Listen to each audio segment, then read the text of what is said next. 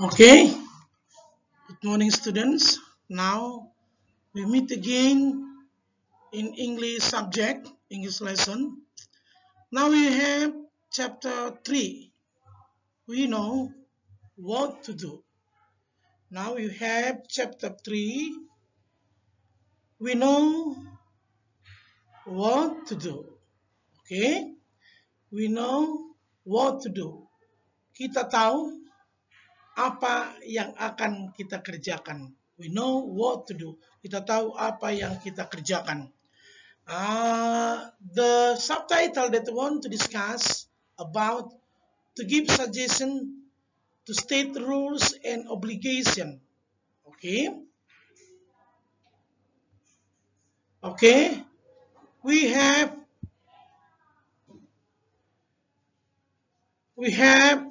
chapter 3. We know what to do. Okay. The subtitle that I want to discuss today, the first one is to give suggestion, and the second one is to state the rules and obligation. Oke. Oke, selamat pagi anak-anak Bapak. Kali ini kita bertemu kembali di pelajaran bahasa Inggris. Kali ini kita sudah sampai kepada chapter 3. Kita sudah sampai kepada bab 3. We know what to do. Judul besarnya We know what to do. Kita tahu apa yang kita kerjakan. Di chapter 3 ini kita akan mempelajari subtitlenya, judul kecilnya, bagian-bagian yang pertama yaitu to give suggestion. Yang kedua to state rules and obligation. Oke, obligation aturan. Kalau to give suggestion itu memberikan saran. Kemudian to state rules and obligation itu aturan dan keharusan. Itu dia ya. Rules, aturan-aturan, obligation, keharusan. Udah tahu anak-anak Bapak? Rules, aturan, obligation itu adalah keharusan.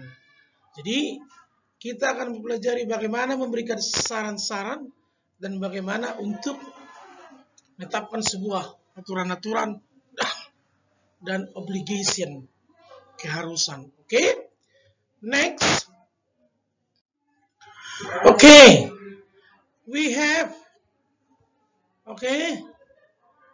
the first one that we want to discuss about to give suggestion, memberikan saran. Oke. Sebelum kita masuk secara intinya, di sini there is an example. You should go to dentist if you have toothache. Kamu kan pergi ke dokter gigi jika kau sakit gigi. Itu dia. Lihat. Should go to dentist. Inilah sarannya. Saran, suggestion, inilah dia ya. Inilah sarannya. You should go to dentist if you have toothache. Kamu maunya pergi ke dokter gigi jika kau sakit gigi. Itu dia ya. Ini dia contoh. Sebelum masuk kita kepada pembahasan, kita dahulu dengan yang namanya contoh. You should go to dentist. You should, bisa anak-anak kami ikuti di rumah. You should go to dentist if you have toothache. Ya kan? Kamu sebelumnya boleh atau seharusnya kamu pergi ke dokter gigi jika kamu sakit gigi. Oke. Itulah contoh. Next. Oke. To give suggestion. Itu dia judulnya. Memberikan saran. Oke. To give suggestion, untuk memberikan saran atau suggestion dalam bahasa Inggris, kita dapat menggunakan should and should not. Itu dia ya. Untuk memberikan saran, suggestion. Dalam bahasa Inggris kita menggunakan should dan should not. Jadi kalau memberikan saran itu kita bisa menggunakan should atau should not ya. Dalam dalam memberikan saran dalam bahasa Inggris kita bisa menggunakan kata should dan should not. Contoh, you should go to dentist if you have to dentist. Oke, bisa dimengerti. Jadi kalau ditanya nanti apa itu to give suggestion, yaitu memberikan saran. Oke, next, should, ini dia ya. Should digunakan untuk memberikan saran atau suggestion. Yang namanya saran sifatnya tidak wajib. Berbeda dengan obligation atau kewajiban atau keharusan. Nah, itu dia. Jadi saran should ini saran. Jadi sifatnya saran ini tidak wajib harus diikuti. Ya kan? Namanya kita menyarankan. So, different with the must, keharusan. Kalau harus berarti wajib kita laksanakan. Oke, jadi kalau kita lihat pattern atau polanya. Ini subject plus should plus verb 1. Yang kedua, subject plus should be plus adjective atau kata sifat plus noun atau kata benda plus adverb atau kata keterangan. Nah, itu dia. Jadi kalau should be ini diikuti oleh adjective atau noun atau adverb. Tetapi kalau should diikuti oleh verb 1. Contoh, Susie should drink medicine to get well soon. Susie sebaiknya minum obat supaya dia cepat sembuh. Susie sebaiknya minum obat supaya cepat sembuh. Ini should, ya kan? Ini verb 1-nya. Kata kerja untuk pertamanya ini. Verb 1 ini sama dengan kata kerja bentuk pertama. Oke. Terus perhatikan. You should be, pakai be dia. Calm in the classroom. Ya kan? Calm, tenang. Adjektif, ini adjektif ini. Calm ini adjektif. Kata sifat ini. Maka you should be calm in the classroom. Terus Irman should not eat sweet and hot food. Iman sebaiknya tidak makan makanan yang pedas dan manis. Contoh selanjutnya, you should bring your dictionary. English is the third lesson.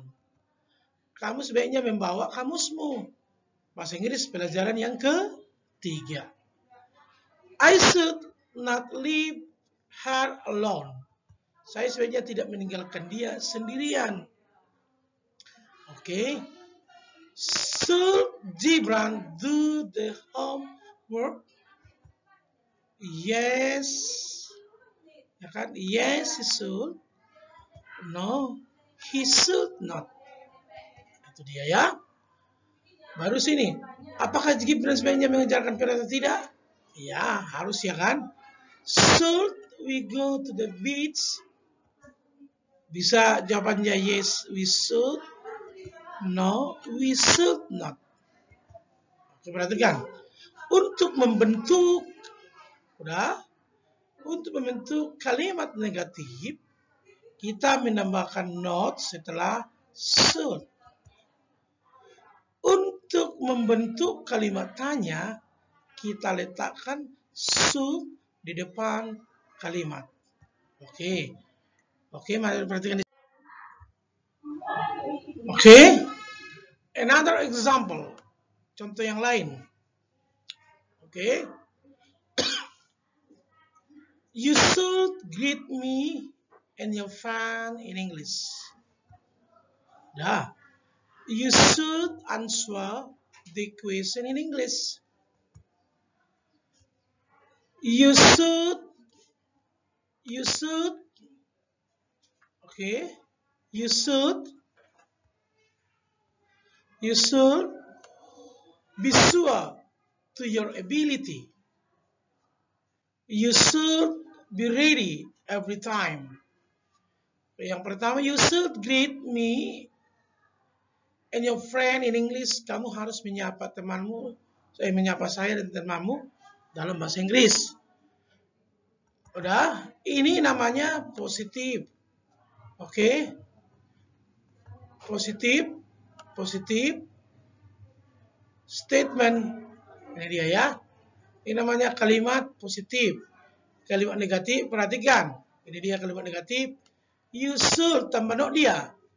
Greet me and your friend in English. Perhatikan ya. Jadi untuk membuat negatifnya menambahkan not setelah should. Itu juga you should not. Nah, ini dia kan. Menambahkan not setelah should. Kemudian nomor 3, you should not be sure. Kemudian you should not be ready. Menambahkan not setelah should. Oke. Ini dia. Oke. Oke. Ini dia ya nak. Oke. Jadi artinya pelan-pelan kita apain ini. Ini juga. Oke. Oke, perhatikan ya. Terus ini namanya kalimat negatif. Perhatikan ya. Kalimat negatif dibentuk ditambahin not setelah should. Sekarang kita masuk ke interrogative statement, kalimat tanya. Perhatikan contohnya. Should you, jadi di depan should-nya. Di depan should, kemudian you greet.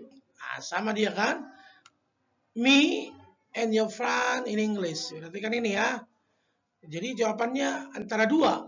Yes, I should.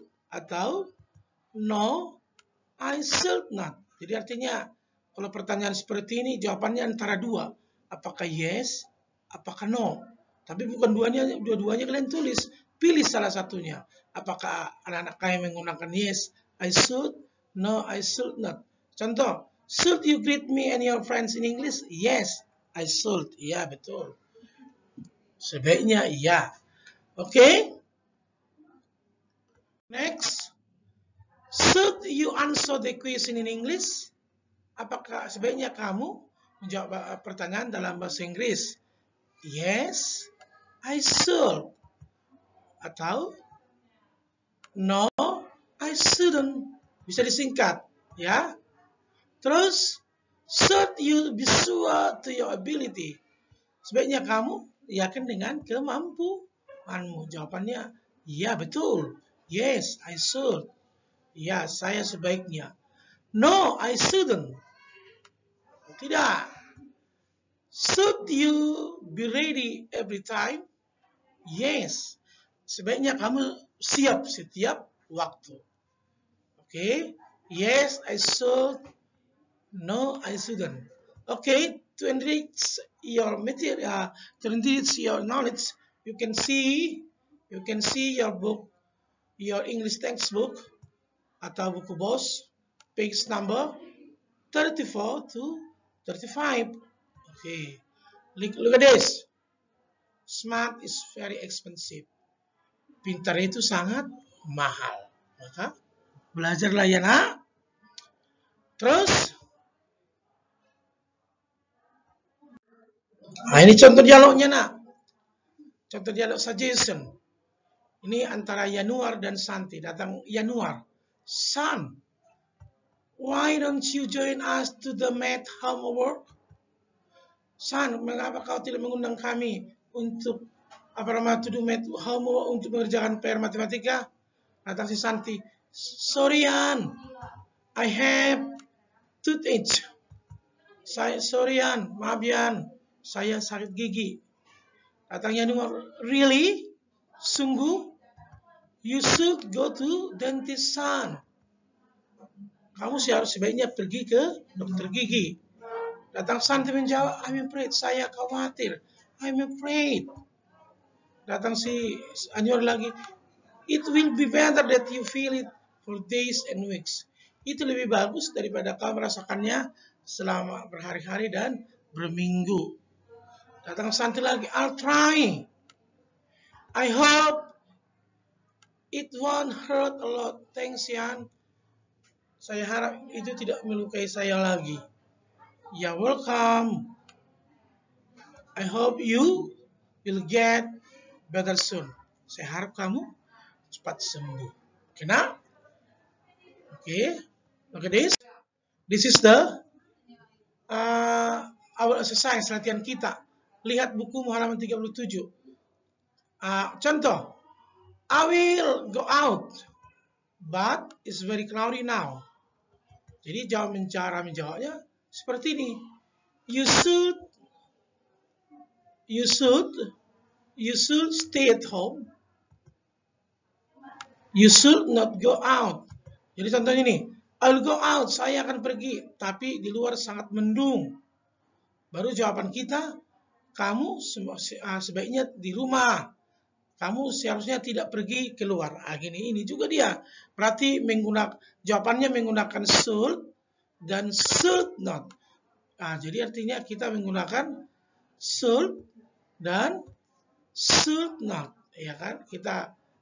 Jadi cara menjawab ini should, kita gunakan should dan should not. Perhatikan. Jadi latihan selanjutnya nomor 1, I have a toothache. Apa yang mau aku jawab di sini? Perhatikan contoh ini. Seperti contoh ini lah kau buat. Saya akan pergi keluar, tetapi luar mendung, sangat mendung. Maka kita menyarankan sama dia, you'll stay at home. Kamu sebaiknya di rumah. You should not go out now. Kamu sebaiknya tidak pergi ke luar. Okay, now this is the end of our subject today, our lesson today. I hope you always study hard and look at your book every time in your house, and you always in a good condition.